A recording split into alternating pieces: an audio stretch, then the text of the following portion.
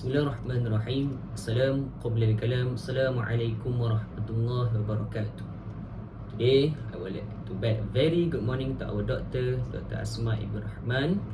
I would like to talk about economy, Islamic economy, and the one that I choose is monopoly. First and foremost, economy comes from a Greek word, cause or venetarian, which means household or manage. It's the area of production, distribution and trade, as well as the consumption of goods, services by different agents. Economic agents can be individuals, businesses, organizations, or governments. An economic transaction occurs when two groups or parties agree on the value or price of goods or services being managed, usually expressed in a specific currency. However, financial transaction describe only a small part of the economic domain. Economic activity is driven by production that use natural resources, workers, and capital. It changes over time due to technology, innovation, intellectual property, and change in industrial relation. A particular economy is a result of a set of processes involving its culture, values, education, technological evolution, history, social organization, political structure, and legal system, as well as ecology as a key factors. These factors provide context, content, and a set condition and parameters within which economy function. In other words, the economic domain in the social domain of human practices and transactions, it cannot stand alone. It takes two to tango.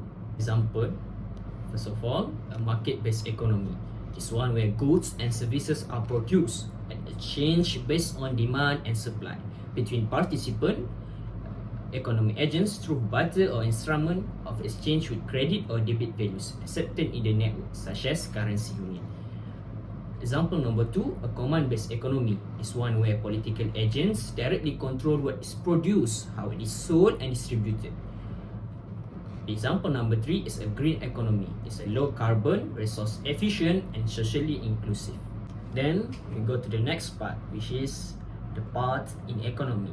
First, microeconomics. Microeconomics is an economic study that analyzes individual economic units such as consumer and producer behavior or a market separately based on the entirety of economic activities. What our focus here is involving consumers, firms, and markets. The next part in the economy is macroeconomy. It's a comprehensive field of economic study that involves economic variables such as national income, employment, inflation, and balance of payment. What we focus here is how to examine the activities that roles played by the household, firm, government, foreign sector as a whole. Scope of microeconomic analysis. First of all, factors that determine the level of economic activity. Second, macroeconomic problems facing the country. Third one, government policies to overcome macroeconomic problems to achieve efficient use of resources in stable price condition, economic resources, economic production factors that can be used in the production process of goods and services. The last part of the first part is economic resources divided into three parts: land and natural resources. All natural resources found on the surface or inside of the earth that can be used in the production of goods and services, such as petroleum. Next one is labor. Factors of production that contribute mental and physical energy in the production of goods and services, divided into skilled and unskilled labor. The last one, capital. Human-made production factors such as machinery, factories, equipment used to increase production capacity. The beginning of the part 2. How Islamic view on economics. First of all, the Islamic economic system is completely different from the man-made kufr economic system. The Islamic economic system is perfect because it comes from revelation. And in terms of ownership, it explains to us that there are three types of ownership. The Arabic term is milkiyah, how to own property in Islam. First of all, common property rights cover minerals in solid, liquid, and gas form, including petroleum, iron, copper, gold, and so on, found either in the bowels of the earth or on it, including all forms of energy. All these are public property rights and must be managed by the Islamic State, which is nation, while the benefit must be returned to the people. Number 2, state property includes all forms of payment collected by the state in accordance with Syariah from citizen. along with earnings from agriculture, trade, industrial activities. The third part is individual property rights. Apart from the two types of ownership above, other property can be owned by individuals according to the Syariah. Each individual must spend them according to Syariah as well. The second one is how to manage ownership, which is in Arabic is tasarruf fi al-milkiyah. Basically, the management of assets owned includes two activities, namely, first one, expenditures, which is in Arabic infaqul mal, is the giving of assets that have been owned. In spending existing individual assets, Islam provides guidance that these assets must be used for mandatory living, such as family living, infaq fi sabilillah, paying zakat, and so on. Then the sunnah maintenance such as alms, gift, and others. Then is it used for things that are permissible, must, which is mubah, and the wealth should not be used for something that is forbidden, haram, such as buying things that forbidden, such as liquor, pork, and so on. Another than expenditure, the second one is property development, which is Arabic tanmiyatul mal. Property development is an activity to increase the number of assets already owned. A Muslim who wants to develop the asset he has must be bound by Islamic provision relating to the development of assets. In general, Islam has provided guidance on the development of assets through legal means such as buying, selling. Islamic shirkah, cooperation in the field of agriculture, industry, and trade.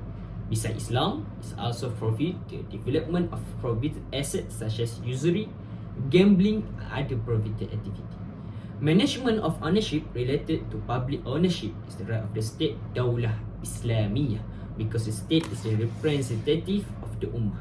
Even though it's up to the state to manage it, Allah has forbidden the state to manage public ownership by handing over its control to certain people, while managing in other than this way is permissible, as long as it remains based on the laws that have been explained by Syariah. As for the management of ownership related to the state ownership and individual ownership, it can be seen clearly in the Baitul Mal laws and Muamalah laws, such as buying and selling, pawning, ar-rahnu, and so on.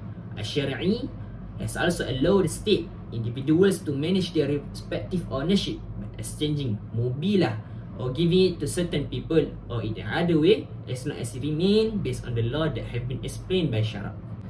We go to the next part, the third one, ways of wealth distribution in the community, which is in Arabic tawzi'u tharwah bainan nas.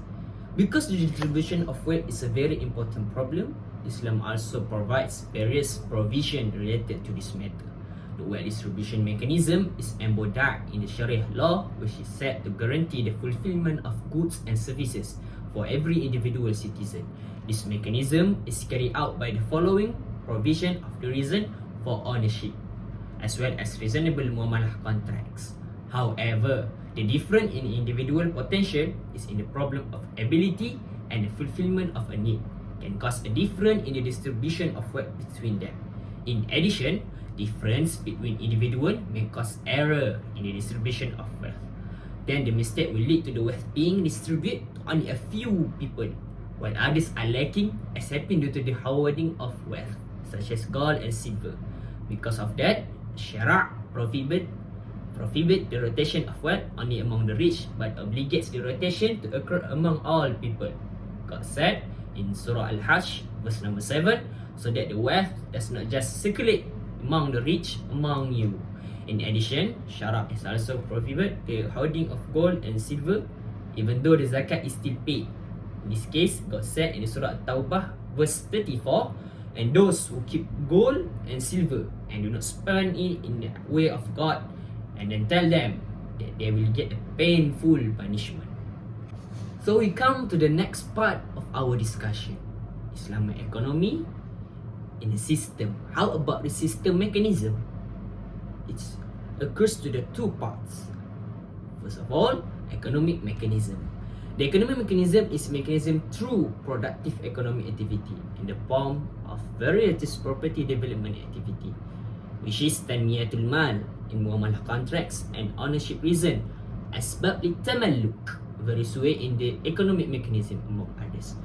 Opening up the widest possible opportunity for the continuation of the cost of ownership in individual ownership, providing the widest possible opportunity for property development, tanmiyatul mal, through investment activities. Prohibition of hoarding property, which is money, gold and silver.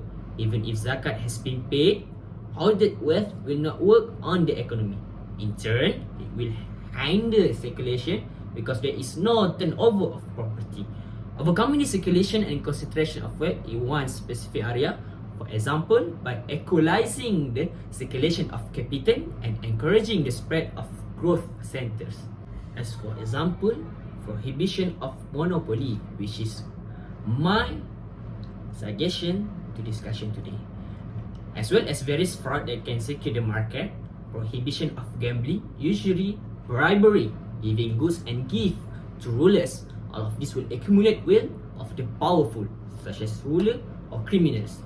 Giving the people the right to use publicly owned goods managed by the state, such as forest product, minerals, oil, electricity, water, and so on, for the welfare of the people.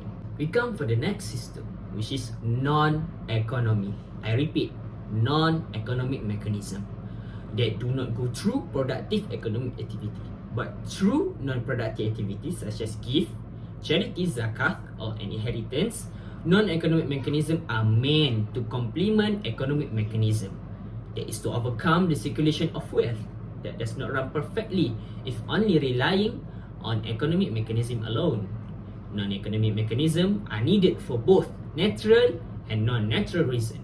Natural causes such as barren natural state and deformed body, a weak mind, or the occurrence of a natural disaster. All of this will be able to cause economic disruption and hinder the distribution of wealth to those who have the condition. Which normal economic mechanism, the distribution of wealth, cannot work because people who have natural obstacle cannot follow economic activity, normally like other people. If left alone, those people, including those who have suffered misfortune such as accident, natural disaster, etc., will be further marginalized economically. There will be a poor society against economic changes. If it continues that way, it can cause the emergence of social problems such as crime, rape, and so on, maybe even a social revolution. Non-economic mechanisms are also needed due to the existence of non-natural causes, namely the existence of deviation in the economic mechanism. Deviation of this economic mechanism, if left unchecked, will cause inequality in the distribution of wealth. When deviation occurs, the state must eliminate them.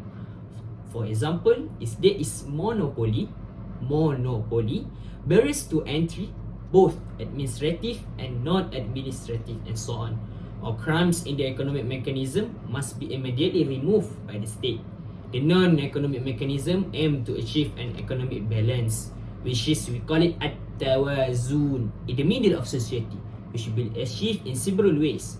Property distribution with non-economic mechanism include giving national property to national who are judged to be in need, the giving of zakat property paid by the muzaq to the mustahiq, giving infaq, waqaf, grants and gift from the able to the needy, and the last but not least, distribution of inheritance to heirs and others. Into the next part, which is about Islamic economy. Islamic economy is an economy according to Islamic law. There are two paradigms to understand Islamic economy. One of which consider the Islamic political framework, which is the Khilafah, and the other consider the non-Islamic political framework. They give birth to a paradigm that aims to integrate some well-known Islamic pillars into a secular economic framework. The first paradigm aims to redefine the economic problem, such as resource allocation to achieve the basic and luxurious need of individual in society, building an ethical market, reward participant, divide property equitably. The state play a clear role in the supervision, taxation, management of public property, and ensuring the circulation of wealth. Interest cannot be charged on the loan. Investment should comply with social responsibility. The main difference in terms of finance in the no interest rule, because the Islamic investment paradigm that conform to social responsibility is not very different from what other religious practice. In his attempt to ban usury, Islamic economists hope to produce more Islamic society. However, liberal movement in Islam may deny the need for this because they generally see Islam as compatible and non-relevant with modern secular institution and law. Wa'iyadu billah min zalik. Now we come to the best part of our discussion today. How about what I choose for our discussion today? It's about monopoly. In economy, monopoly come from the Greek word which is monos, single, or single plus polyen, or in other words, to sell. It's the complete dominance of trade item or service in a certain market by a person or a company. Monopoly is different from monopsony, which is trying to have one buyer of goods or services. A monopoly supplier can dominate any market sector. Likewise, a monopoly differs from a cartel, a type of oligopoly, where several suppliers act together to coordinate services, prices, or sales of goods. Monopolies can be formed naturally or through vertical or horizontal mergers. Cohesive monopoly occurs when the monopolist in question explicitly forbid competitors from entering his field. Often, competition law imposes certain restriction on the monopolistic practices. Although it is basically not wrong in the law to dominate a market, there are certain mistake action, wrong action, misaction arising from the dominance of a business that need to be blocked by the law. On the other hand, government grants, monopolies or legal monopolies are supported by the government to provide incentive to invest in high-risk enterprise or to help local voters. In the field of economics, the study of market structure under condition of imperfect competition begins with the analysis of monopoly. If there is a single seller in a certain industry with no substitute output similar to the seller's output, then the market structure is pure monopoly. At times, there are many sellers in an industry or the existence of many substitutes of the goods produced, but firm can maintain market dominance. So economists call it monopolistic competition, while oligopoly refers to a situation in which the main theoretical framework concerns the strategic interaction of a firm. Although monopoly do not experience price pressure due to the absence of competitor, they can face such pressure from potential competitor. If the price itself is too high, then other company can enter its market if they are able to offer the same product or its substitute at a lower price. Pure monopoly follow the same economic rationality as firm in perfect competition, that is to optimize the profit function subject to certain limitation. According to the assumption that the cost of goods increases, the price of raw material is out of control, and control is concentrated on a single agent or enterprise, then the optimal decision is to equalize the cost of goods and the output of goods production. However, a pure monopoly can change the market price for its own convenience because a reduction in the level of production results in the increase in the price. In economic terms, it can be said that the pure monopoly experiences downward sloping demand. I repeat, downward sloping demand. One of the most important effects that we can observe is that often a monopoly chooses a higher price and a lower output quantity than a price receiving firm. In other words, the lack of goods available at a higher price. The conclusion that the monopoly's price is higher as well as the output is lower than that of competing firm, subject to the condition that the monopolist does not charge different price to different buyers. Monopolist is prevented from price discriminating. All buyers are charged the same amount the same. If the monopolist is allowed to charge different price, then the quantity produced, the price charged to the marginal buyer is the same as the that of the competing firm, thus eliminating the loss of weight loss. All the result of commercial activity will be channeled to monopolists and nothing for consumer. In principle, each consumer is indifferent to either not obtaining any good or survives that at all or being able to purchase it from the monopolist, as long as the price elasticity of demand for most buyers is less than 1 in absolute value. Then it is easy for the firm to raise the price while earning more money from selling less goods. Due to the price increase, the price elasticity also increase. Not to mention, being able to exceed one of the most consumer. So the last but not least, I would like to thank our doctor, the Asmak AB Rahman, to give me an opportunity to talk about monopoly in the Islamic view and the economic view, so that I can increase my confidence in the future. That's all from me. Ashkuruka shukran jazilan. Thank you for lending your ears and give your time focusing to my discussion. That's all from me. Assalamualaikum warahmatullahi wabarakatuh.